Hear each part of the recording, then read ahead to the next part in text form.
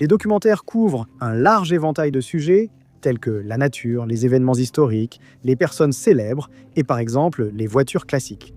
Mais certains de ces films sont bien plus sombres que la plupart, car ils traitent de crimes tristement célèbres commis il y a des années et offrent une perspective unique sur les moindres détails de ces enquêtes. Il y a peu de documentaires sortis ces dernières années qui ont eu un impact aussi important sur la conscience mondiale que Blue Planet 2. Ce documentaire a sensibilisé de nombreuses personnes à la quantité de plastique dans les océans et à son impact sur la vie marine. Suite à l'indignation causée par le documentaire, de nombreux gouvernements à travers le monde ont subi des pressions pour limiter ou interdire le plastique à usage unique. Planète Bleue a commencé comme une simple série documentaire sur la nature. Créée par la BBC, elle devait à l'origine être une suite de Planète Bleue qui était sortie des années auparavant. Le documentaire explorait tous les différents écosystèmes océaniques, racontant des histoires sur la vie marine et la façon dont les espèces interagissaient entre elles. Comme le premier documentaire, il était narré par le naturaliste et défenseur de l'environnement David Attenborough. En travaillant sur le film, les réalisateurs du documentaire ont été choqués par la quantité de plastique observée. Selon la BBC, l'équipe du documentaire a ramassé chaque morceau de plastique qu'elle voyait, collectant ainsi une énorme quantité de déchets. Traditionnellement, ces documentaires évitaient d'aborder l'impact des humains sur la faune, même si cette faune entre régulièrement en contact avec les humains. Mais en voyant les animaux exposés aux déchets plastiques, il devenait difficile d'ignorer leur abondance. Cela faisait partie de l'histoire qu'ils voulaient raconter, et ignorer le plastique revenait à ne révéler qu'une partie de l'histoire des océans. La majeure partie de la série suivait un format de documentaire animalier classique. Ce n'est qu'au dernier épisode que la quantité de plastique dans les océans a vraiment été révélée. Des scènes du documentaire montrent des oiseaux nourrissant par erreur leurs petits avec du plastique ramassé en mer. Le mouvement pour réduire la quantité de plastique qui finit dans les océans a débuté en 2016, un an avant la sortie de Planète Bleue. Mais le documentaire a rendu ce sujet courant dans les conversations. Les scènes d'animaux en difficulté ont incité les gens à vouloir voir un changement. Planète Bleue 2 a été l'émission de télévision la plus regardée au Royaume-Uni en 2017, mais elle a aussi été diffusée dans le monde entier. Selon certains rapports, le streaming de la série en Chine a en fait ralenti l'Internet là-bas. Le documentaire a eu une portée mondiale. De nombreuses personnes ont réduit leurs déchets plastiques individuellement. Les bouteilles d'eau réutilisables sont devenues plus courantes, et les gens ont commencé à faire pression sur les entreprises pour qu'elles changent leurs habitudes. La BBC, par exemple, a supprimé le plastique à usage unique dans ses bureaux. Beaucoup pensaient qu'il fallait faire plus. L'effet Planète Bleue aurait incité les gouvernements à lutter contre le plastique à usage unique. Dans les années qui ont suivi la sortie du documentaire, le gouvernement britannique a annoncé plusieurs restrictions sur les plastiques à usage unique, notamment les sacs de course. La plus connue de ces restrictions visait les pailles en plastique, un mouvement aussi observé aux États-Unis et ailleurs. Les microbilles et les produits à rincer comme les nettoyants pour le visage ont aussi été interdits. Planète Bleue 2 est sorti il y a presque 10 ans. Des chercheurs ont évalué l'impact du documentaire sur la réduction des déchets plastiques dans l'océan. De nombreuses personnes disent avoir réduit leur usage du plastique, mais les chercheurs ne l'ont pas forcément observé. L'effet Planète Bleue a aussi été critiqué pour avoir négligé les déchets issus des filets de pêche, pourtant une grande part des plastiques dans l'océan. Le documentaire a rendu la question des déchets plastiques plus présente dans les discussions, et ses conséquences font désormais partie du quotidien de nombreux citoyens. Les rencontres en ligne peuvent être très intimidantes et souvent désastreuses. Mais personne n'aurait pu prévoir les événements relatés dans le documentaire Lover, Stalker, Killer, réalisé par Sam Hopkinson. Il se concentre sur l'affaire de Dave Krupa, qui a déménagé à Omaha en 2012 après la fin de sa relation avec sa compagne de longue date, Amy Flora. Il a choisi de repartir à zéro en acceptant un poste de responsable d'atelier de réparation automobile à Omaha. N'ayant pas rencontré de nouvelles personnes depuis longtemps, il s'est inscrit sur le site de rencontre Plenty of Fish. Et très vite, il a reçu un message d'une femme nommée Shanna Elizabeth Goliard, ou Lise pour faire court. Ils ont choisi de se voir et se sont bien entendus tous deux parents célibataires aux intérêts similaires. Ils se sont revus plusieurs fois, bien que Dave ait précisé ne pas vouloir de relation exclusive. 6 mois plus tard, il a rencontré Carrie Farver à l'atelier de réparation. Il a tout de suite été attiré par elle et ils ont discuté. Il a décidé d'inviter Carrie à sortir avec lui et elle a accepté, mais cette décision allait s'avérer fatale. Leur premier rendez-vous s'est bien déroulé, mais Carrie a dit à Dave dans son appartement qu'elle ne voulait pas de relation sérieuse, ce qui lui convenait. À la fin du rendez-vous, Carrie a quitté l'appartement et a croisé Shanna dans le couloir, venue sans invitation. Carrie finirait par rester à plusieurs reprises dans l'appartement de Dave, puisque son bureau était situé à proximité, et ils sont rapidement devenus très proches. Le 13 novembre 2012, elle est restée dans l'appartement lorsque Dave est parti travailler, et ils ont prévu de passer du temps ensemble plus tard dans la soirée. Pendant qu'il était au travail, il s'est inquiété lorsqu'il a reçu un message de Carrie dans lequel elle disait vouloir emménager avec lui, ce qu'elle n'avait jamais exprimé auparavant. Lorsqu'il a répondu qu'il pensait que c'était une mauvaise idée, son téléphone a été inondé de messages dans lesquels Carrie lui disait qu'elle le détestait et qu'elle ne voulait plus jamais le revoir puisqu'elle avait de toute façon rencontré quelqu'un d'autre. Il a eu de ses nouvelles seulement 2 jours plus tard. Elle a affirmé que David avait gâché sa vie, était une mauvaise personne et qu'elle le détestait. On apprendra plus tard que Carrie prenait des médicaments pour un trouble bipolaire. Sa mère, Nancy, a été surprise lorsqu'elle a reçu un message de Carrie, dans lequel elle affirmait avoir décidé d'accepter un emploi au Kansas, ce qui semblait extrêmement improbable. Carrie était injoignable et a été déclarée disparue. Les messages arrivaient toujours sur le téléphone de Dave et elle évoquait Shanna, dont le garage a été vandalisé peu après. Au cours de l'enquête qui a suivi, le téléphone de Shanna a été analysé et il s'est avéré qu'elle était celle qui envoyait ces messages de harcèlement en se faisant passer pour Carrie. Ils ont également trouvé un email dans lequel elle se faisait passer pour l'ancienne petite amie de David et dans lequel elle avouait avoir mis fin à la vie de Carrie. D'autres preuves retrouvées ont démontré que Shanna avait bel et bien mis fin à la vie de Carrie. Bien que les restes de Carrie n'aient jamais été retrouvés, Shanna a été condamnée à la prison à vie sans libération conditionnelle. Vers 2007, une série d'événements s'est enchaînée comme des dominos. Cela a vite entraîné des faillites bancaires mondiales et la crise financière de 2008. L'impact de cette crise était évident pour les gens ordinaires aux États-Unis. Comprendre pourquoi la situation était si grave était bien plus difficile. En 2010, Charles Ferguson a produit le documentaire Inside Job, qui a permis d'éclaircir un peu ce mystère. La principale conséquence du film a été de sensibiliser le grand public, mais il a également entraîné des changements de politique importants dans les meilleures universités des États-Unis. Inside Job est un documentaire long de 2 heures. Il a examiné tous les aspects de la crise financière, en commençant par comment on en était arrivé là en 2007, comment chaque mécanisme financier crucial fonctionnait réellement, ainsi que les personnes et les régulateurs qui auraient dû empêcher la catastrophe de se produire. Ce groupe comprenait des universitaires et professeurs d'économie étudiant diverses parties du système financier. Idéalement, les universitaires publiant des études sur les mécanismes financiers et les économies de différents pays devraient apporter un éclairage important sur leur fonctionnement. Les études ne sont peut-être pas accessibles au grand public, mais elles souligneraient les dangers potentiels. Ceux qui traduisent le langage académique pour le public peuvent ainsi partager les résultats et amener les institutions économiques à rendre des comptes. Mais tous ceux qui produisent ces études ne le font pas sans préjugés. Un exemple mis en avant dans le documentaire était une étude menée sur la stabilité économique de l'Islande. En 2000, le pays a commencé à s'orienter vers la déréglementation avec la privatisation des banques. Quelques années seulement avant la crise financière, l'économiste américain Frederick Mishkin s'est rendu en Islande pour étudier le système là-bas. L'article affirmait que tout allait bien et que les fondamentaux économiques étaient solides. C'était seulement 2 ans et demi avant que le pays ne subisse une grave crise financière. À première vue, cela pouvait sembler n'être qu'une simple erreur de la part de Mishkin. L'économiste interviewé dans le documentaire explique avoir fondé son analyse sur la confiance accordée aux banques.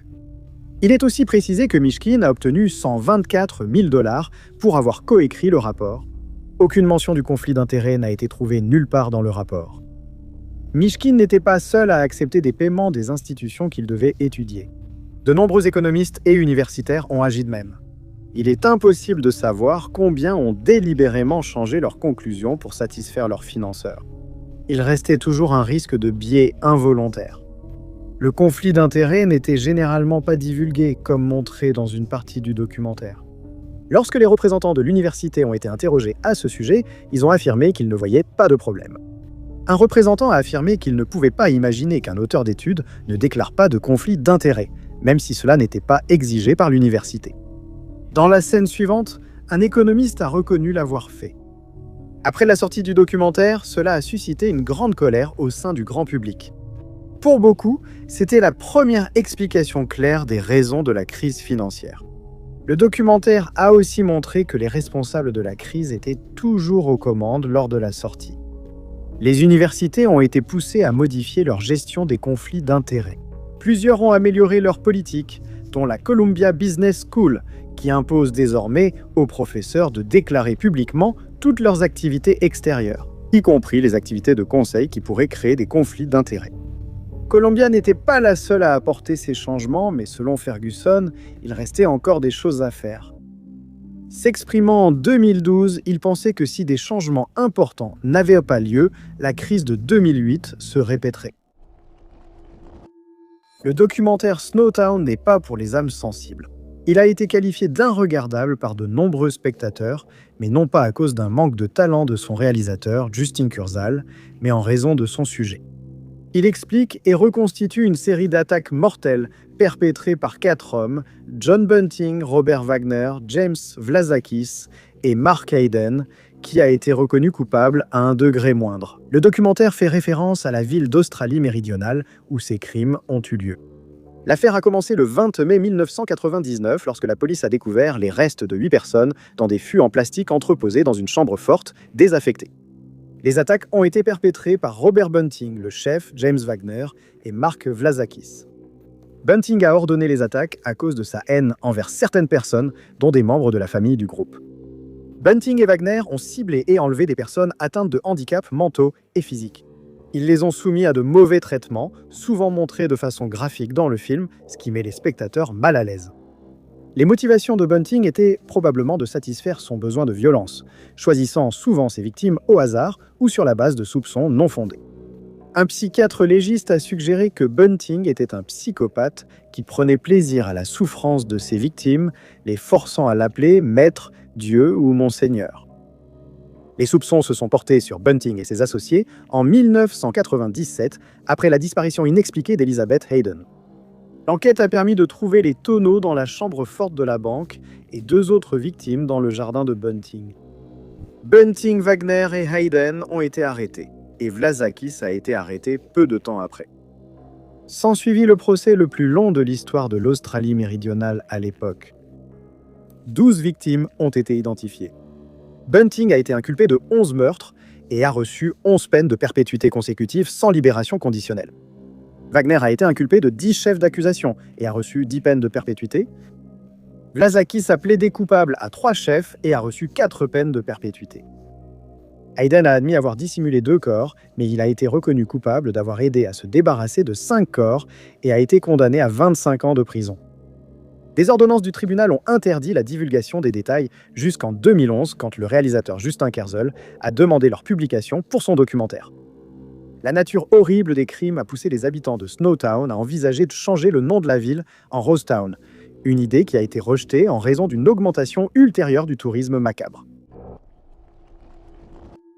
Lorsque Gasland a été nommé pour un prix aux Oscars de 2011, c'était le documentaire le plus controversé de la liste. Il avait attiré l'attention négative des compagnies pétrolières et gazières, et les réalisateurs affirmaient qu'une campagne visait à discréditer les conclusions du documentaire. Malgré les efforts des compagnies pétrolières et gazières, le documentaire a influencé un mouvement anti-fracturation, entraînant des interdictions locales et au niveau des États aux États-Unis. Avant la sortie de Gasland en 2010, la plupart des Américains ne connaissaient pas bien le terme fracturation hydraulique. Parmi ceux connaissant la fracturation hydraulique, beaucoup en avaient une opinion négative. Le documentaire commence avec le réalisateur et scénariste Josh Fox chez lui en Pennsylvanie.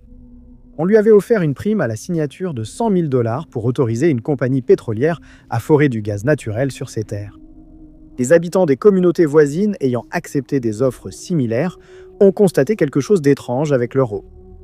Selon ces habitants, elle faisait des bulles, elle avait une odeur étrange et les rendait malades. Une famille a même affirmé que leur eau pouvait prendre feu. Fox a enquêté dans le sud et l'ouest où la fracturation hydraulique était pratiquée depuis des années. Dans plusieurs États, il a rencontré des familles confrontées au même problème. L'eau de leur puits était toxique et non potable. Certains ont pu montrer à Fox que l'eau du robinet prenait feu. D'autres refusaient même d'ouvrir le robinet. Après des plaintes aux compagnies de gaz, ils ont reçu des systèmes de filtration, parfois défectueux, où on leur fournissait des citernes que l'entreprise remplissait 2 fois par semaine. La fracturation hydraulique pompe un mélange d'eau, de sable et de produits chimiques dans la roche-mère via des tuyaux. Cela fracture la roche-mère, permettant au gaz naturel et à d'autres ressources de circuler plus librement. Les compagnies pétrolières et gazières affirment que cela se passe bien plus en profondeur que les nappes phréatiques, donc aucun mélange ne devrait avoir eu lieu. Mais les habitants trouvaient non seulement du gaz naturel dans leur approvisionnement en eau, mais aussi certains des produits chimiques utilisés dans le processus.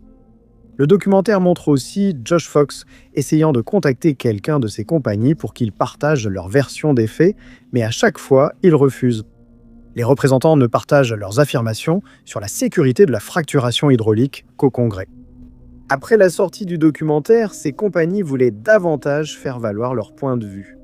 Ils ont accusé Fox d'avoir déformé des informations sur une loi exemptant la fracturation hydraulique du Safe Drinking Act et affirmé que les réserves d'eau étaient contaminées avant la fracturation. Ils ont aussi mentionné un rapport de l'Agence de protection de l'environnement affirmant que rien ne prouvait que la fracturation hydraulique menaçait l'eau potable. En 2016, 6 ans après la sortie de Gasland, un nouveau rapport de l'API a contredit cette affirmation. Le rapport a révélé que la fracturation hydraulique pouvait parfois polluer l'eau potable. Malgré les protestations des compagnies de gaz et de pétrole, Gasland a lancé un débat sur la fracturation hydraulique dans les communautés locales et même à l'échelle internationale. Une étude montre que le documentaire a grandement contribué au soutien d'une loi interdisant la fracturation hydraulique dans tout l'État de New York. D'autres États ont voté plus de lois locales contre cette méthode d'extraction du gaz. Gasland a influencé la perception de la fracturation hydraulique au Royaume-Uni. Les entreprises ont affirmé qu'elles devaient prendre des mesures supplémentaires pour montrer qu'elles répondaient aux préoccupations concernant la contamination de l'eau après que les gens aient vu le documentaire. Le documentaire Team Foxcatcher se concentre sur John Dupont, un philanthrope fortuné et soutien de la lutte libre amateur, qui a créé l'équipe de lutte Team Foxcatcher dans son domaine à Newton Square, en Pennsylvanie. Il s'intéressait également à d'autres types de sports et le championnat américain de pentathlon de 1965 s'est tenu dans ce même domaine. Il allait ensuite devenir le manager de l'équipe de pentathlon des Jeux Olympiques de Montréal en 1976 et ce n'est qu'au cours des années 1980 que son attention s'est portée sur la lutte. Il est devenu l'entraîneur principal de l'équipe de lutte de l'université Villanova, après quoi il a conçu et construit un centre d'entraînement sur son domaine qui avait été rebaptisé Foxcatcher Farm. Cela a conduit à la création de l'équipe Foxcatcher, dont un des membres était Mark Schultz, un ancien champion olympique. Le frère de Mark, Dave, a été nommé entraîneur principal de l'équipe, mais il s'entraînait également pour les Jeux Olympiques de 1996. Mais la vie de Dupont a basculé lorsqu'il a commencé à boire excessivement et à consommer des substances illégales. Il perdait son sang-froid sans raison et avait commencé à collectionner des armes à feu, une mauvaise combinaison. Il avait l'illusion d'être lui-même un champion de lutte, et quiconque n'était pas d'accord avec lui se heurtait rapidement à son tempérament explosif. Selon ceux qu'il connaissait à l'époque, un Dupont déjà excentrique devenait de plus en plus paranoïaque. Beaucoup des lutteurs présents sur le domaine ont envisagé de partir, mais ont décidé de rester car ils apprenaient énormément de Dave, qui était considéré comme une légende de la lutte. Après le décès de la mère de Dupont, son état mental ne fit qu'empirer et les conditions à la ferme devinrent insupportables. Il a commencé à désigner des personnages de dessins animés Disney qu'il disait voir sur la propriété alors qu'ils n'étaient pas là. Il a également affirmé que les arbres entourant la maison s'arrachaient eux-mêmes du sol, puis se promenaient sur le terrain pour des raisons inconnues. À un moment donné, il est devenu convaincu qu'une volée d'oies conspirait contre lui en utilisant la magie noire, et il a tiré sur elle avec l'une de ses nombreuses armes.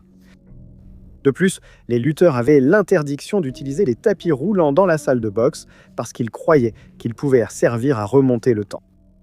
Convaincu d'être surveillé par ce qu'il appelait des ennemis, il a engagé plus d'agents de sécurité pour patrouiller sur le domaine. Sa santé mentale déclinante allait prendre une tournure fatale le 26 janvier 1996, lorsque Dupont a demandé à un consultant en sécurité de l'emmener chez Dave. Le consultant a fait ce qu'on lui demandait, mais est devenu très nerveux en voyant que Dupont portait une arme à feu. Ils sont arrivés à la maison et, d'après les rapports, Dave les a accueillis chaleureusement, mais Dupont a soudain crié sur Dave, lui demandant s'il avait un problème avec lui. Avant que Dave ne puisse répondre, Dupont a sorti l'arme à feu, l'a pointée sur lui et a tiré, mettant fin à sa vie sur le coup. Le consultant a sorti sa propre arme et l'a braquée sur Dupont, qui est calmement remonté dans le véhicule. Il est ensuite retourné au domaine et s'est enfermé à l'intérieur. Sa femme Nancy a appelé le 911 et a déclaré sans détour que Dupont avait perdu la tête.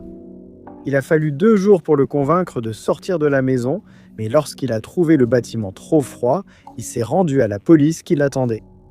Son plaidoyer pour cause de folie a été rejeté et il a été condamné à une peine de 13 à 30 ans de prison, où il est décédé en 2010.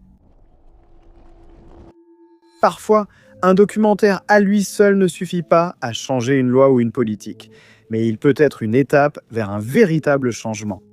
Ce fut le cas avec le documentaire de 2004 Stealing a Nation. Lorsque John Pilger a commencé un documentaire sur Diego Garcia et les îles Chagos, la plupart des Britanniques ignoraient l'existence de cet archipel. Les îles sont situées dans l'océan Indien, à mi-chemin entre l'Afrique et l'Inde. Elles étaient une colonie britannique depuis la fin de l'époque napoléonienne. Dans les années 1960, elles abritaient environ 2000 personnes, généralement d'origine africaine et sud-indienne. Les Chagossiens vivaient sur les îles depuis des générations et menaient une vie simple et paisible. Cela a changé dans les années 1960 lorsque l'île Maurice voisine a obtenu son indépendance du Royaume-Uni. Les îles Chagos étaient exclues de cet accord. Elles ont été nommées Autorité britannique de l'océan Indien et le gouvernement avait d'autres projets pour l'île. Diego Garcia était la plus grande et la plus peuplée des îles. C'était un endroit idyllique pour vivre.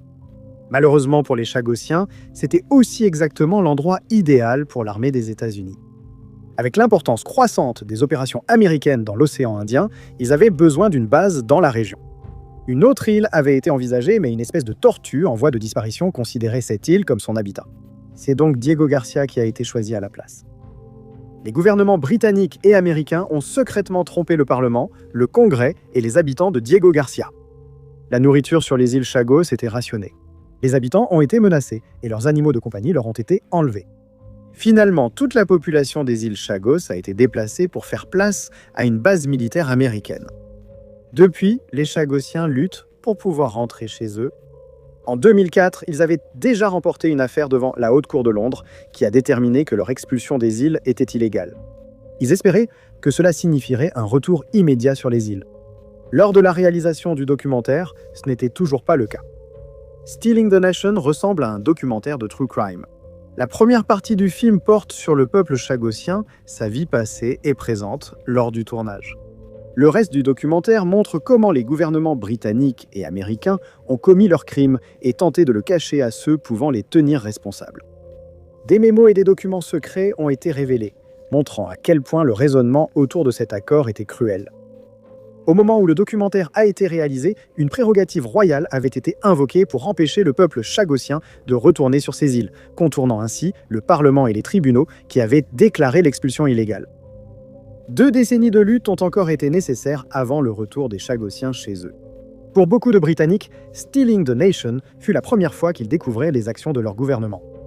Le film a contribué à sensibiliser le public à la question et le soutien à la cause s'est répandu. Britanniques et Américains savaient désormais pourquoi les Chagossiens se battaient.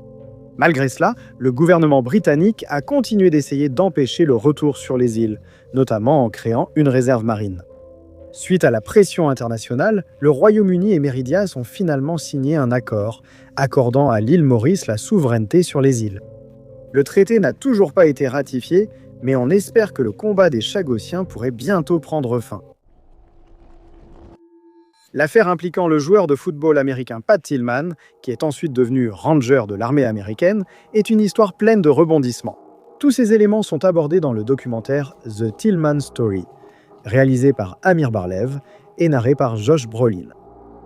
La carrière de football de Tillman a débuté à l'Université d'État de l'Arizona, puis il a joué pour les Arizona Cardinals en NFL. Il a marqué les esprits dès sa première année en battant le record du plus grand nombre de plaquages en une saison pour un débutant. Mais en 2002, lui et son frère ont décidé de rejoindre l'armée, après quoi Pat a été envoyé en Irak. 2 ans après le début de son service militaire, il a été envoyé en Afghanistan. Et le 22 avril 2004, il faisait partie d'un peloton stationné dans les montagnes du sud-est de ce pays. Un véhicule blindé à l'arrière de son peloton a été attaqué par des ennemis et en quelques instants, le chaos a éclaté. Plusieurs soldats positionnés dans un Humvee ont décidé de riposter, mais ont fini par tirer sur Pat et ses camarades Rangers.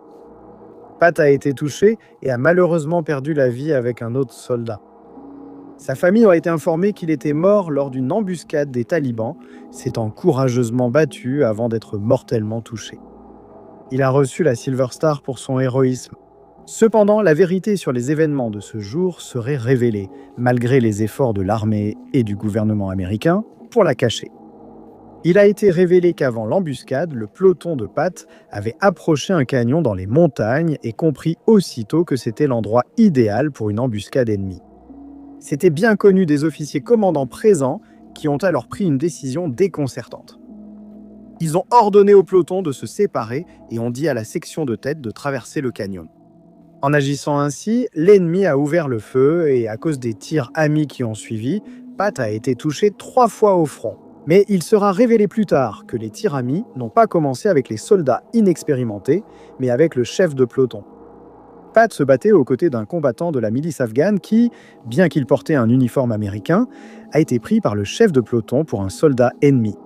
Il a levé son arme vers l'homme et a ouvert le feu, mettant fin à sa vie et provoquant des tirs désordonnés en direction de Pat et de la moitié du peloton. On a alors découvert que Pat était mort à cause de tirs amis et la dissimulation a débuté tout de suite. Son uniforme et ses armes n'ont jamais été renvoyés aux États-Unis pour être analysés. Et il faut noter que la Silver Star n'est jamais remise à un soldat qui a perdu la vie à cause de tirs amis. Ses vêtements et son gilet pare-balles ont été détruits, ses armes jamais retrouvées. L'armée a ensuite informé la famille que Pat avait été atteint par des tirs de talibans. Au cours des enquêtes ultérieures, il a été découvert que des hauts responsables savaient que Pat avait été tué par ses propres camarades et que le général Stanley McChrystal avait délibérément décidé de tromper sa famille en lui décernant la Silver Star. Le soldat qui a fait feu avec l'arme qui a tué Pat n'a jamais été identifié, malgré le fait que plusieurs autres personnes aient affirmé que, grâce au travail balistique, son identité était connue de l'armée. Mais il a été décidé que tout le peloton était en faute, et donc le nom de ce soldat en particulier n'a jamais été rendu public. Le camp Lejeune est une base d'entraînement militaire située en Caroline du Nord. Pendant des décennies, il a accueilli le corps des Marines, leurs familles et les civils qui travaillaient pour la base.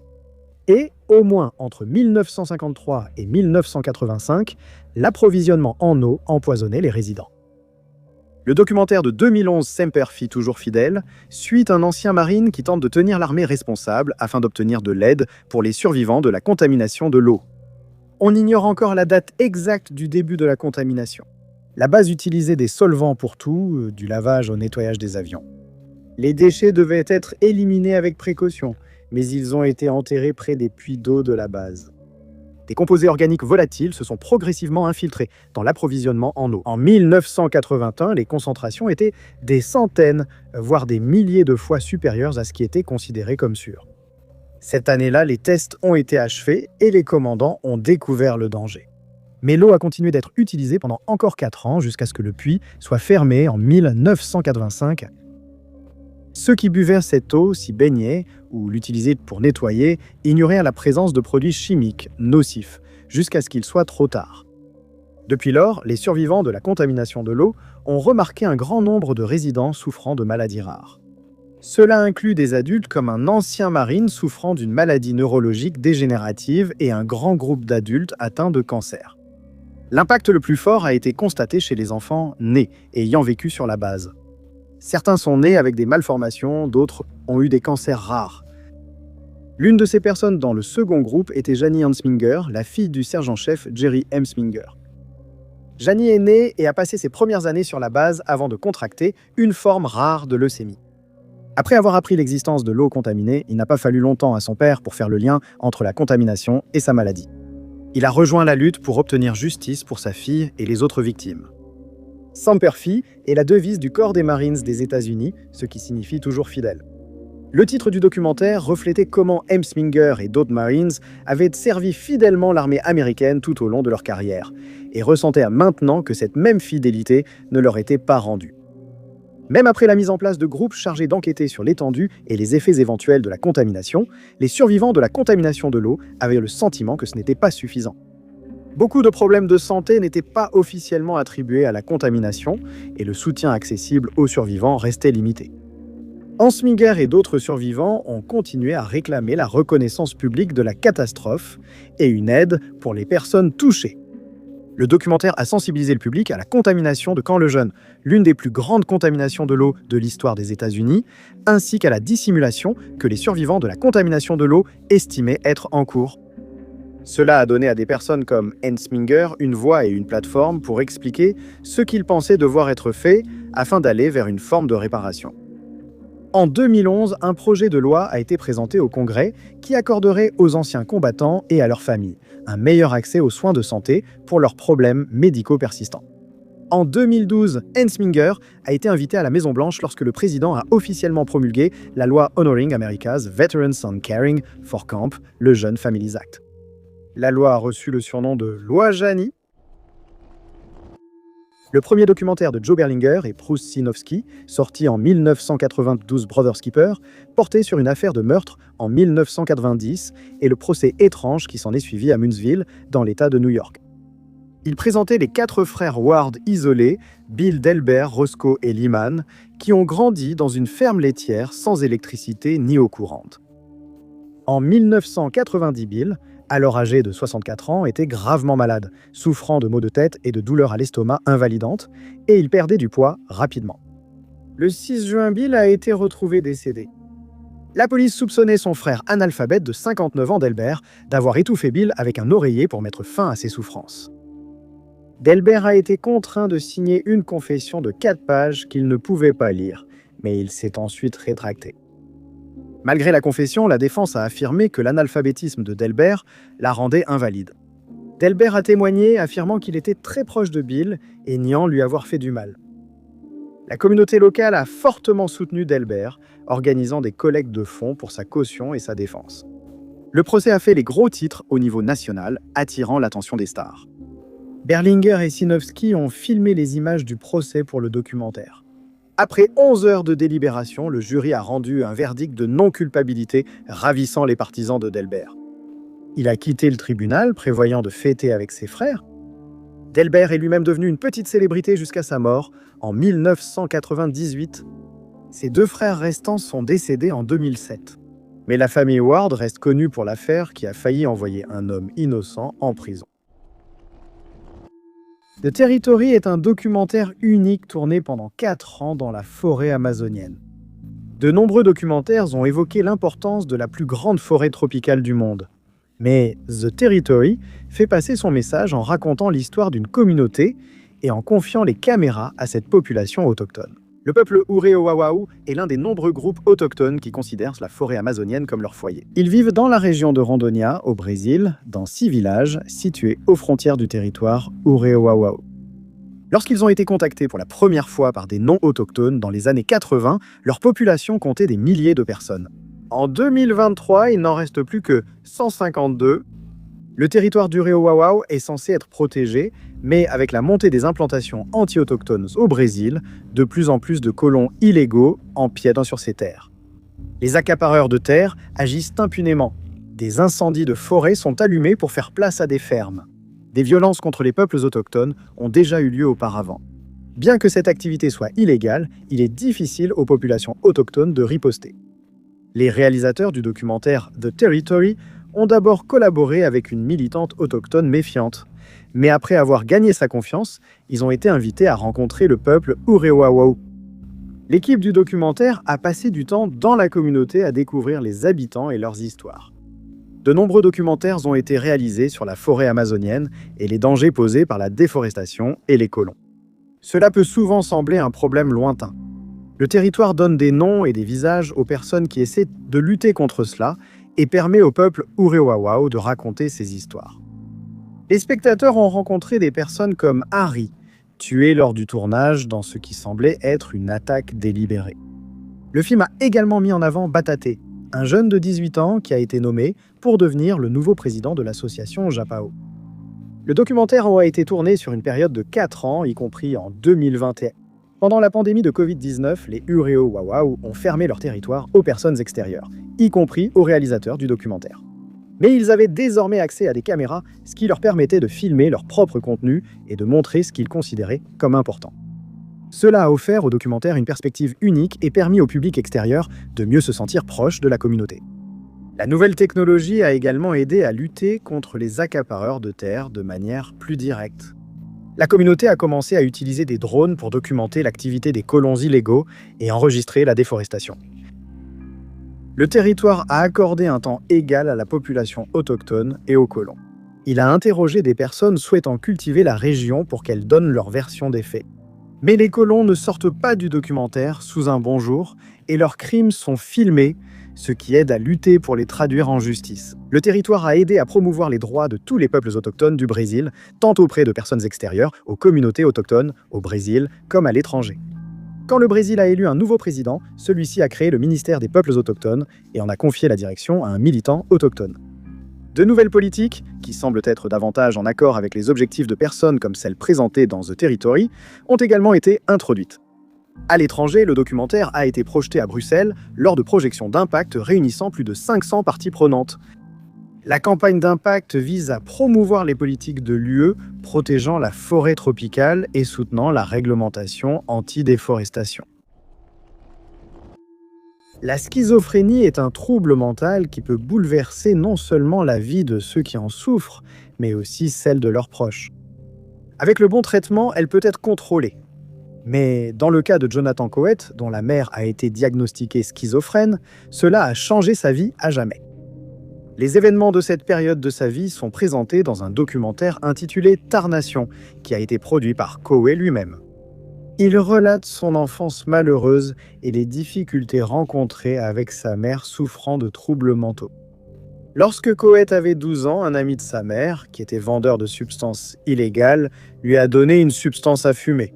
Mais à l'insu de Coët, elle était mélangée à des substances beaucoup plus fortes et il a dû être emmené à l'hôpital. On lui a alors dit qu'il avait été diagnostiqué avec un trouble dissociatif et sa vie a complètement changé à partir de ce moment-là. Il a commencé à se sentir séparé du monde qui l'entourait. Et 1 an plus tard, il a commencé à s'infiltrer dans des clubs en se déguisant en femme. Il avait l'impression que chaque aspect de sa vie ressemblait à un film, et il a commencé à tourner d'étranges films d'horreur qu'il enregistrait avec un ami à l'aide d'une caméra Super 8. Sa situation était encore aggravée par le fait qu'il était homosexuel et qu'il vivait au Texas, où à cette époque, cela était considéré comme inacceptable. La mère de Coët, Renée, a aussi eu une enfance difficile. Sa vie a changé à jamais lorsqu'elle n'avait que 12 ans après être tombée du toit de la maison familiale. Lors de l'accident, un nerf de sa jambe a été endommagé et en conséquence, elle a perdu l'usage de ses 2 jambes. Pensant que tout cela était dans sa tête, ses parents l'ont envoyée suivre une thérapie par électrochoc pendant 2 ans. À la fin de son traitement, elle avait développé la schizophrénie et un trouble bipolaire. Ses parents ont alors appris que les dommages à ses jambes étaient réels et qu'elle se serait rétablie sans traitement, mais le mal était déjà fait. À cause de ses troubles mentaux, elle a passé des décennies à entrer et sortir d'établissements médicaux et finalement, elle et Coët sont devenus sans-abri. Durant cette période, elle a assisté à l'agression de Renée, ce qui lui a rappelé son propre séjour en famille d'accueil, où sa famille d'accueil l'agressait à répétition. Pendant plus de 20 ans, il a filmé avec sa caméra Super 8, utilisant beaucoup de ses images et des photos familiales dans son documentaire. Son genre de film préféré était l'horreur, et chaque fois qu'il regardait un film, il rassemblait ses feutres et son papier, que son grand-père lui avait acheté, et dessinait chaque scène dont il se souvenait. C'est ainsi qu'est né son amour du cinéma, qui lui offrit la stabilité absente de son enfance. Au fil des années, Renée et ses grands-parents vieillissaient. Il finit par s'occuper d'eux. Il créa finalement Tarnation pour un festival à New York avec un budget d'un peu plus de 200 $. Le film est devenu un immense succès après avoir impressionné quelques réalisateurs et bientôt il a été projeté dans le circuit des festivals. Sa carrière de réalisateur a été un succès et il a réussi à atteindre son objectif avec Tarnation, qui était de montrer l'indifférence d'Hollywood envers ceux qui souffrent de maladies mentales. À la sortie du documentaire Sous le dôme, en 2015, les médias ont évoqué un possible printemps silencieux en Chine. Quelques jours après sa sortie, il a été retiré d'Internet en Chine, mais son impact restait clairement visible sur les réseaux sociaux. Dans les années qui ont suivi sa sortie, les lois chinoises sur la pollution de l'air sont devenues plus strictes, mais le problème persiste toujours dans l'air au-dessus des plus grandes villes du pays. Sous le dôme est un documentaire d'un peu plus de 100 minutes. C'est une présentation type conférence TED, animée par Chai Jing, journaliste d'investigation et mère de famille. Chai avait auparavant travaillé pour CCTV, la télévision d'État chinoise. Au cours de sa carrière, elle avait visité l'une des villes les plus polluées de la planète, située à côté d'une mine de charbon. Elle a interviewé une fillette de 6 ans lui demandant si elle avait vu des étoiles ou un ciel bleu. La fillette a dit avoir vu un peu de ciel bleu, c'est tout. Des années plus tard, Chai est tombée enceinte et a appris que son bébé avait une tumeur. Dans le documentaire, elle ne va pas jusqu'à dire qu'elle croyait que les problèmes de santé étaient causés par le smog. Mais cela lui a fait comprendre à quel point la vie de son enfant était fragile. Elle a cessé de travailler pour s'occuper de son enfant, et l'un de ses principaux soucis était le smog. Dans le documentaire, elle a indiqué que l'an passé, moins de 200 jours présentaient une qualité de l'air assez bonne pour que sa fille sorte. Porter un filtre toute la journée lui a permis de recueillir des contaminants habituellement visibles seulement comme une brume dans l'air des grandes villes de Chine. Lorsque ces contaminants ont été analysés, les scientifiques ont découvert que certaines des particules les plus dangereuses atteignaient des niveaux 14 fois supérieurs à la limite de sécurité fixée par la Chine. Ce niveau dépassait même celui de la ville charbonnière que Chai avait visitée quelques années plus tôt. Under the Dome explique en détail comment ces particules nuisent au corps humain et ce qu'il faut faire pour changer les choses. Le documentaire a fait le buzz sur Internet. En moins de 48 heures, il a reçu plus de 100 millions de vues et est devenu l'un des sujets les plus discutés sur les réseaux sociaux chinois. Chai n'était pas la seule mère à s'inquiéter pour la santé de son enfant, et l'importance personnelle du documentaire a touché de nombreux spectateurs. Les médias occidentaux l'ont décrit comme « l'été silencieux de la Chine », en référence à un livre américain publié dans les années 1960 qui mettait en avant les dangers des pesticides. L'été silencieux a changé les attitudes envers l'environnement et mené à l'interdiction de nombreux produits chimiques dangereux. Les débats sur le smog et la pollution de l'air en Chine ont précédé Under the Dome. La même année que la sortie du documentaire, de nouvelles lois sur la pollution de l'air ont été adoptées. Cependant, beaucoup estimèrent ces lois insuffisantes et doutaient de leur application locale. Comme Chai l'a montré dans le documentaire, beaucoup estimaient que la lutte contre la pollution de l'air importait moins que la croissance économique. Le documentaire avait été examiné par le gouvernement chinois avant sa sortie. D'abord approuvé par les ministres, il a été retiré des plateformes en ligne en moins d'une semaine.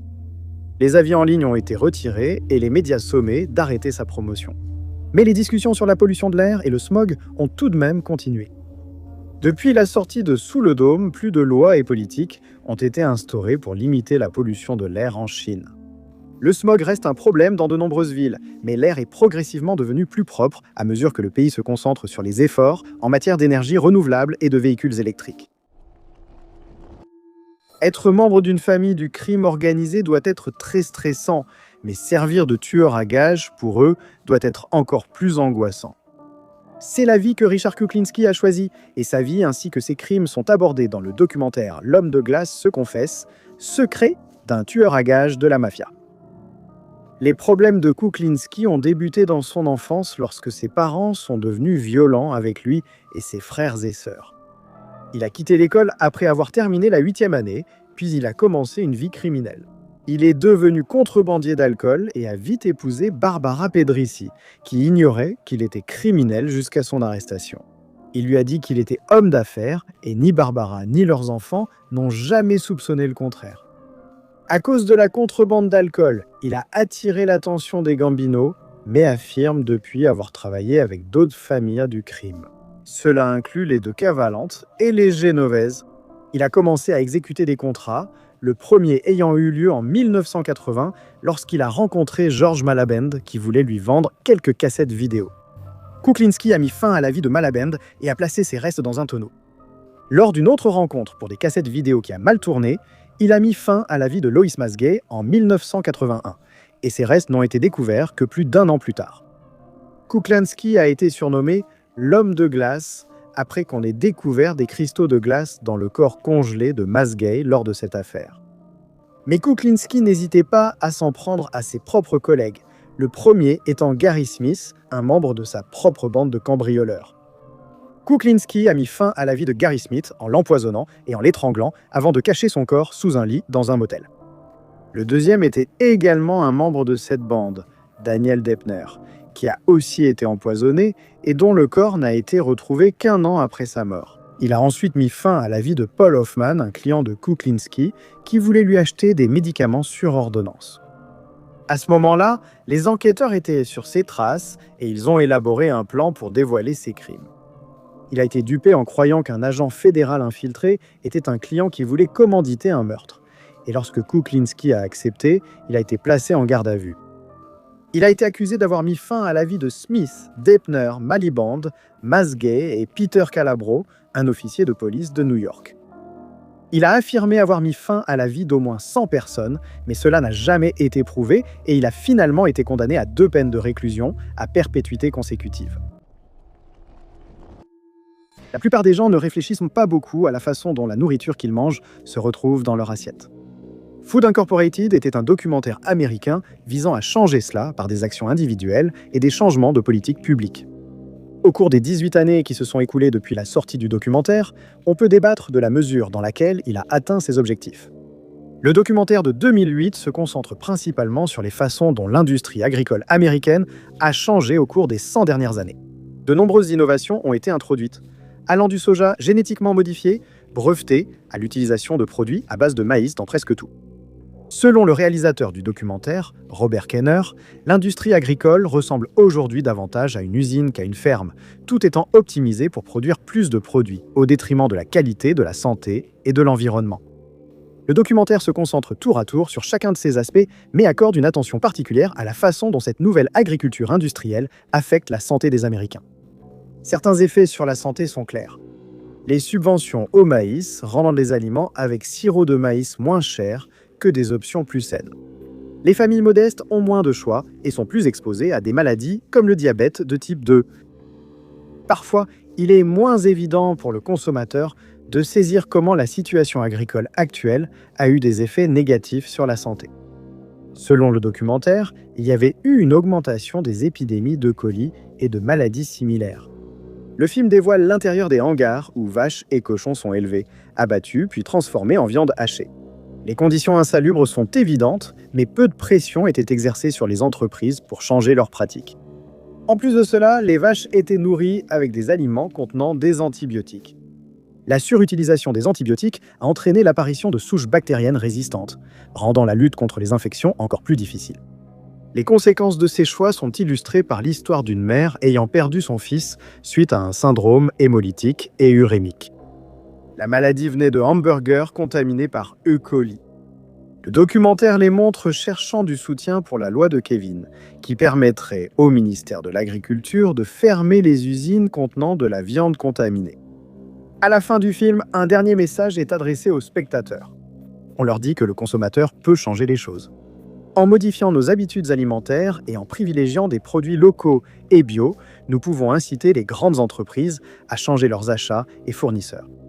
On nous dit aussi de soutenir la loi de Kevin. La loi de Kevin sur la réduction des agents pathogènes dans la viande et la volaille n'a malheureusement pas été adoptée. Elle a été renvoyée au comité sans jamais faire l'objet d'un rapport. Mais le film Food Incorporated a été reconnu comme ayant eu un certain impact sur une autre loi à venir. En 2011, la loi sur la modernisation de la sécurité alimentaire de la FDA a été adoptée. Cela a permis à la FDA de mieux réglementer la culture, la récolte et la transformation des aliments. La loi aurait dû répondre à plusieurs préoccupations soulevées dans Food Incorporated, notamment la façon dont des agents pathogènes se retrouvent dans les produits alimentaires. Les mesures décrites dans la loi de Kevin sont un élément clé du FSMA. Les créateurs de Food Incorporated n'ont pas vu leur message atteindre l'ampleur souhaitée. En 2020, ils ont commencé à travailler sur une suite du documentaire. Lorsqu'ils ont examiné ce qui avait changé au cours des 12 années depuis la sortie de Food Incorporated, ils se sont rendus compte que beaucoup de choses n'avaient fait qu'empirer. Un nouveau documentaire a été produit, portant sur les aliments ultra transformés et la manière dont quelques grandes entreprises contrôlent la majeure partie de l'industrie agricole en Amérique. Le sujet de certains documentaires semble presque trop extravagant pour être vrai, et le cas de Frédéric Borden, qui est détaillé dans le documentaire L'Imposteur, correspond certainement à cette description. Cette affaire étrange et troublante a commencé le 3 mai 2005, lorsqu'un particulier à Orthez, en France, a contacté la police. Il a signalé qu'il avait trouvé un jeune garçon nommé Francisco Hernandez Fernandez, qui se promenait seul dans une gare et qu'il avait clairement besoin d'aide. Il semblait perdu, avec seulement sa carte d'identité et un téléphone. Il paraissait timide, cachant son visage avec une écharpe et une casquette, et il était clair qu'il avait vécu une épreuve. Avant d'être retrouvé par les autorités, le garçon s'est présenté à un bureau d'aide sociale pour expliquer sa situation.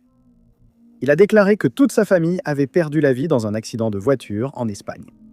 Il a survécu mais est resté des semaines seul dans le coma, puis, jugé apte à sortir, il a été envoyé chez son oncle. Mais là-bas, son oncle est devenu violent, et Francisco a décidé de s'installer en France, où il a ensuite été retrouvé. Il a été hébergé dans un refuge à POW, où il a expliqué qu'il était complexé par son corps, qu'il disait couvert de cicatrices et de marques de brûlures à cause de l'accident. Il a donc eu une chambre à part pour éviter de se changer devant les autres garçons du refuge. Il a commencé à fréquenter le tristement célèbre collège Jean Monnet, où il était le seul élève autorisé à porter un chapeau, encore une fois à cause de ses cicatrices. Beaucoup de membres du personnel de l'école se sont particulièrement intéressés à Francisco puisqu'il avait subi un tel traumatisme et ne laissait personne, y compris le personnel médical, l'examiner.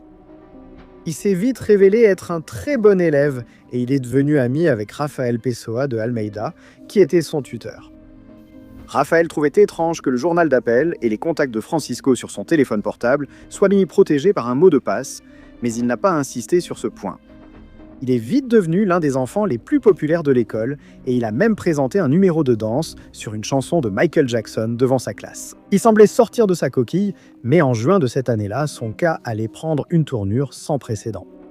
Une administratrice de l'école est entrée précipitamment dans le bureau du directeur et a déclaré qu'elle avait vu un reportage sur un Français nommé Frédéric Borden, recherché pour usurpation d'identité. C'était un escroc de 30 ans aussi connu pour se faire passer pour des enfants. Et elle remarqua qu'il ressemblait presque trait pour trait à Francisco. Convoqué au bureau, il a été placé en garde à vue. Quand on lui a retiré son chapeau, il était clair qu'il n'avait aucune cicatrice comme il l'affirmait, et il perdait même ses cheveux. Lors de son interrogatoire, il a révélé qu'il se faisait passer pour des enfants depuis 15 ans parce qu'il ne voulait pas grandir. Il avait déjà été examiné par des médecins, mais aucun n'avait réalisé qu'il était adulte. Simbi Silence est un documentaire qui a conduit à un changement de loi et a aidé certaines des personnes les plus vulnérables de la société à reprendre leur vie en main. En 2009, Olivia Klaus a sorti un film qui racontait l'histoire d'une femme détenue dans une prison de Californie. Elle faisait en partie d'un groupe de soutien pour femmes condamnées victimes de violences, et elles étaient toutes emprisonnées pour avoir ôté la vie à leur mari. Klaus avait été mise en contact avec le groupe des années auparavant en aidant une amie victime de violences domestiques. Elle a constaté que beaucoup de refuges et groupes de soutien pour victimes n'apportaient pas assez d'aide. Le manque de soutien aux victimes de violences domestiques conduit souvent à la mort. La plupart du temps, c'est la victime, mais ce n'est pas toujours le cas. Selon le film, la majorité des femmes incarcérées dans les prisons de Californie pour avoir ôté la vie à leur mari étaient des victimes de violences domestiques. Plus de la moitié s'étaient défendues pour se protéger ou protéger leurs enfants. Le CWA fut le premier groupe de soutien créé par des détenus pour aider les femmes contraintes de tuer leurs partenaires violents afin de fuir. Klaus, choqué par leurs histoires, a continué à faire du bénévolat auprès du groupe durant des années. Elles ont été convaincues de réaliser un documentaire sur leurs histoires et luttent pour la justice. En 1991, la CWA a lancé une campagne de rédaction de lettres pour essayer de changer la loi. Lors des procès, les preuves sur le syndrome de la femme battue étaient souvent refusées. Quand ce n'était pas autorisé, ce n'était pas exact, et les jurys n'avaient pas les informations permettant d'expliquer le crime. La campagne n'a pas abouti, et en 1992, une loi a été adoptée en Californie permettant que le syndrome de la femme battue soit recevable devant les tribunaux. Cela signifiait que les survivantes de violences domestiques risquaient davantage d'être condamnées pour homicide involontaire et de passer leur vie en prison. Malheureusement, la loi n'était pas rétroactive et les membres de la CWA n'en bénéficieraient pas eux-mêmes. Il faudra 10 ans avant que la loi soit modifiée, autorisant les femmes à contester leur condamnation si les preuves du syndrome de la femme battue n'avaient pas été admises. Sin by Silence a montré qu'il restait encore des injustices que ces lois n'avaient pas traitées. Des femmes en prison avaient pu utiliser cette défense à leur procès, mais cela avait été insuffisant. Si ce crime avait eu lieu aujourd'hui, elles n'auraient probablement pas reçu la même peine. Le documentaire a donné la parole aux survivantes emprisonnées pour raconter leur histoire. Beaucoup aidaient d'autres victimes et étaient fiers que leur engagement aide les femmes aujourd'hui, même si cela ne pouvait pas changer leur propre vie. Après sa sortie, le documentaire a été présenté à la députée Fiona Ma. En 2012, Ma a présenté 2 projets de loi, connus sous le nom de loi Sin by Silence, en réponse directe au documentaire. Les projets de loi visaient à clarifier la loi, permettant aux femmes ayant reçu un témoignage d'experts insuffisant lors de leur procès d'obtenir justice. La loi faciliterait aussi la libération conditionnelle. Cela a ouvert la voie à la libération de Glenda Virgil de prison en juin 2013. Glenda était l'une des femmes présentées dans le documentaire Sin by Silence. Elle était en prison depuis 1987 après s'être défendue contre son petit ami lorsqu'il avait menacé de lui ôter la vie. Après 9 audiences de libération conditionnelle, elle a finalement été libérée à l'âge de 66 ans. Le sujet de la peine capitale est extrêmement clivant. Certains pensent qu'est-ce que la peine de mort dissuade les criminels de commettre des crimes graves, tandis que d'autres estiment qu'on ne peut décider de la vie d'autrui. C'est le sujet du documentaire de Werner Herzog, Into the Abyss, qui est sorti en novembre 2011. Il détaille également l'affaire d'un crime commis par 2 hommes, Michael Perry et Jason Burkett, au Texas en 2001. Très jeune, Michael Perry était difficile à gérer pour ses parents adoptifs. Ils ont eu du mal à le contrôler et ont finalement décidé de l'envoyer dans les Everglades en Floride pour suivre des séances de suivi psychologique. Quand cela n'a pas fonctionné, il a été envoyé dans une maison de redressement, mais on lui a ensuite diagnostiqué un trouble du déficit de l'attention avec hyperactivité et un trouble des conduites. Il volait ses parents, cambriolait des maisons, et il a même volé la voiture familiale une fois et a fini par l'accidenter. Lorsqu'il a eu 18 ans, il est parti vivre seul, et malgré tous les efforts de ses parents, son comportement ne s'était absolument pas amélioré. Il reconnaîtra plus tard qu'ils lui ont offert de multiples chances de se reprendre, mais qu'il a préféré se rebeller. Il a fini par vivre dans les rues de San Diego et a développé une dépendance à des substances illégales. Il est retourné vivre chez lui, accueilli par ses parents, mais il a continué à commettre des crimes. Quant à Burkett, il n'a pas non plus eu le meilleur départ dans la vie. Sa mère était une toxicomane qui consommait pendant sa grossesse et ses enfants ont dû se débrouiller seuls. Ils survivaient grâce aux bons alimentaires et, à de nombreuses reprises, ont subi des violences de la part de leur père. À un moment, Perry et Burkett se sont rencontrés et sont vite devenus de grands amis. Puis là, le 24 octobre 2001, ils ont pris la décision qui a changé leur vie à jamais. Ils savaient qu'une infirmière, Sandra Stotler, avait une Camaro rouge et voulaient savoir ce que cela ferait de la conduire. Ils sont entrés par effraction chez lui et dans la cuisine, Perry a sorti une arme et a mis fin à sa vie. C'était un crime particulièrement odieux puisque les 2 hommes et Sandra se connaissaient. Ils ont jeté son corps dans le lac Crater puis sont retournés chez elle pour voler sa voiture. Mais pendant qu'ils étaient là, son fils et l'un de ses amis sont arrivés. Les 2 hommes ont prétexté un accident de chasse dans les bois et, après y avoir emmené les victimes, les ont tués. Ils sont retournés à la maison dans le SUV du fils de Sandra, ont volé la Camaro de Sandra et ont pris la fuite. Ils ont été vus dans un bar avec de nouveaux véhicules et ont dit avoir gagné à la loterie. 6 jours plus tard, ils ont été impliqués dans une course-poursuite à grande vitesse avec la police et ont finalement été placés en garde à vue. Perry a avoué avoir mis fin à la vie de Sandra et a indiqué aux enquêteurs où chercher les 2 autres victimes. Il reviendra plus tard sur ses aveux, affirmant qu'il avait été contraint, puis il a déclaré qu'il était en garde à vue au moment où l'attaque a eu lieu. Le duo s'est ensuite opposé, mais cela n'a pas changé l'issue, Perry et Burkett ayant tous 2 été reconnus coupables. Burkett a écopé de la perpétuité et péri de la peine de mort. Selon le documentaire Côte de 2022, en moyenne 10 000 dauphins perdent la vie chaque année à cause de la pêche sur la côte atlantique française. Le documentaire montre comment les organisations militantes essaient de stopper cela. Quelques mois après la sortie du documentaire, le gouvernement français a pris des mesures pour tenter de répondre à ces préoccupations. Le documentaire a été réalisé par Age of Union et Sea Shepherd, des organisations dédiées à la protection de l'environnement naturel et à la sensibilisation aux causes environnementales. D'une durée de moins de 40 minutes, COT se concentre spécifiquement sur le problème de la pêche, son impact sur les dauphins et les efforts continus de Sea Shepherd pour sensibiliser à cette question. Les dauphins ne sont pas couramment consommés en France. Ce sont des animaux que la plupart des gens en France préfèrent protéger plutôt que manger. Mais les produits de la mer dans leur ensemble constituent une part importante de la culture et de la cuisine française. Pour la plupart des gens, il n'y a aucune raison pour que ces deux choses soient liées. Mais Côte montre comment la pêche de produits de la mer courant entraîne la mort d'innombrables dauphins. Les dauphins sont souvent victimes de prises accessoires, c'est-à-dire capturés accidentellement dans les filets. Ils cherchent souvent les mêmes poissons que les pêcheurs, se retrouvant ainsi piégés dans les filets qui capturent de grandes quantités. Ces dauphins se blessent dans les filets qui leur entaillent la peau en tentant de s'échapper. Sinon, s'ils restent piégés sous l'eau trop longtemps, les dauphins peuvent manquer d'oxygène et perdre la vie. Non consommés, ils sont souvent rejetés à la mer une fois remontés à bord. Le documentaire montre combien de dauphins s'échouent sur le rivage. En une seule journée, il y a plusieurs animaux le long d'un petit tronçon de côte, mais ce n'est qu'une petite fraction des dauphins qui perdent la vie à cause de la pêche. La plupart coulent au fond de l'océan et ne sont jamais revus. Lors du tournage du documentaire, le gouvernement français était déjà conscient des prises accessoires de dauphins. En 2021, il a mis en place un plan d'action en 7 points pour tenter de lutter contre ce phénomène. Cela incluait l'obligation de déclarer les captures et d'installer des dispositifs acoustiques pour effrayer les dauphins.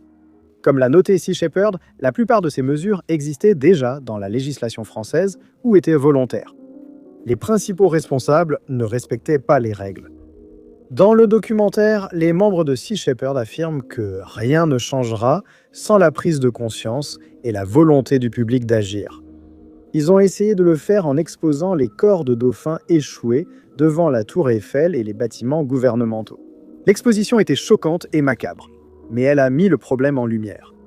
Côte tente de faire la même chose en utilisant la voix plus traditionnelle d'un documentaire. Cela a permis à des personnes n'ayant jamais vu de dauphins de prendre conscience de l'ampleur du problème. Peu de temps après la sortie du documentaire, un rapport a également été publié montrant que 910 dauphins s'étaient échoués sur les côtes françaises en l'espace de quelques mois. Combiné aux images du documentaire et à la pression du public, cela a convaincu le gouvernement français d'agir. Des zones interdites à la pêche ont été créées dans l'Atlantique afin de protéger les dauphins. Ces zones étaient les lieux habituels de vie et de chasse des mammifères, où ils risquaient le plus d'être capturés. Depuis, une interdiction annuelle d'1 mois de la pêche par les grands navires a été mise en place. L'interdiction vise à protéger les dauphins. La première année, la quantité de prises accessoires a été réduite à son niveau le plus bas depuis 2015. Un documentaire intitulé « Le bandit aux pieds nus », réalisé par Carly Bodmer, retrace la vie et les crimes commis par Colton Harris Moore, originaire du nord de l'État de Washington. Pendant sa série de crimes, il publiait des selfies en ligne et a commencé à rassembler un grand nombre de fans, mais il a finalement dû faire face à la justice. Dès son plus jeune âge, Harris Moore s'est intéressé aux avions, et selon certains, c'est même devenu une obsession alors qu'il était encore à l'école primaire. Son ambition dans la vie était de devenir pilote un jour, mais il savait qu'il devrait travailler encore plus dur pour réaliser ce rêve. Sa famille manquait d'argent et son père, absent de sa vie pendant la majeure partie de son enfance, à cause de la prison et d'une dépendance à des substances illégales. Pour aggraver les choses, sa mère avait un problème d'alcool et Harris Moore a commencé à avoir des ennuis avec la justice alors qu'il n'avait que 12 ans lorsqu'il a été condamné pour possession de biens volés. Après avoir été condamné pour 3 autres délits l'année suivante, il a été évalué et diagnostiqué avec un trouble du déficit de l'attention, une dépression et un trouble explosif intermittent. Il a finalement été envoyé au centre de traitement résidentiel Griffin Home, mais il a décidé de s'enfuir en 2008 et un mandat d'arrêt a été émis. Il a volé une voiture avant de se rendre sur l'île de Camano, où il a cambriolé des maisons pour trouver nourriture et objets à revendre. Sa première expérience de célébrité en tant que fugitif recherché est survenue lorsqu'il a volé une voiture et a été poursuivi par la police.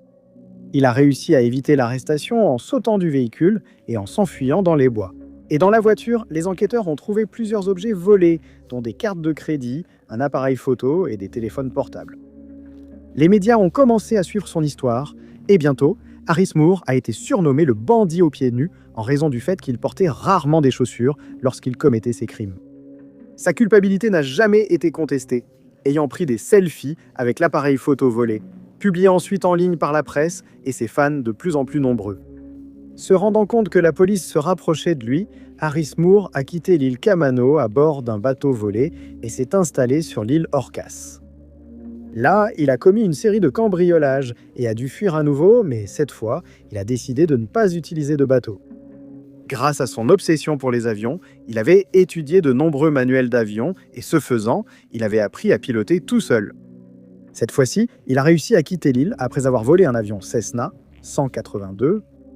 Il a effectué un atterrissage d'urgence sur la réserve indienne de Yakima, échappant une fois de plus à la capture. Sa série de crimes a continué dès lors. Il a fini par voler d'innombrables voitures et ne restait jamais trop longtemps dans la même région. Il était recherché à Washington, Reno et Sacramento, et la police a intensifié son enquête après qu'il s'est introduit par effraction dans une voiture de patrouille et volé du matériel de police, y compris une arme à feu. Il a volé 3 autres avions, un autre bateau et a commis de nombreux autres vols. Mais en 2010, son aventure a finalement pris fin à Harbor Island, aux Bahamas, après y avoir écrasé un avion. Il a été arrêté et condamné à 7 ans de prison. Il est ensuite devenu reclus, a supprimé tous ses profils sur les réseaux sociaux et a rarement été vu en public. Merci beaucoup d'avoir regardé. Si vous avez aimé cette vidéo, n'oubliez pas de cliquer sur le bouton « J'aime ». N'oubliez pas non plus de vous abonner et de cliquer sur la cloche de notification pour rester informé de toutes nos prochaines vidéos. Mais je m'appelle Top 5 Unknowns et je vous retrouve dans la prochaine vidéo.